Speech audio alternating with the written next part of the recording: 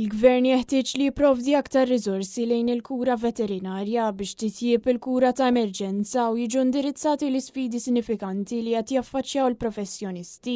Kien dan l-appell li għamlet fi stqarrija l-Assoċjazzjoni Veterinarji ta' Malta fejn spjegat li qed jinħass bżonn kbir li l-Gvern iżid ir-riżorsi li jiddedika għall kura tal-annimali biex jilħaq l-aspettattivi tal-pubbliku.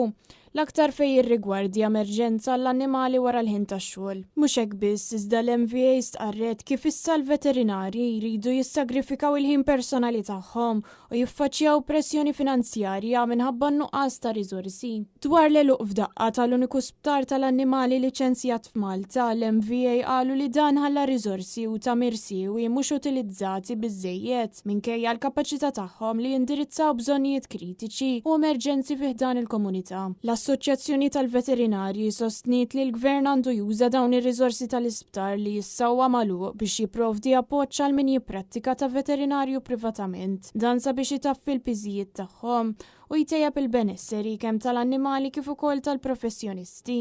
L-isptar tal-annimali kien proġett li fetaħ Gvern Nazzjonalista 12-il sena ilu u li issa ilu 16-il xahar magħluq. U l-Partit Nazzjonalista ilu żmien twil jitfadawl fuq din is-sitwazzjoni inkwitanti li mhix tingħata priorità mill-Gvern.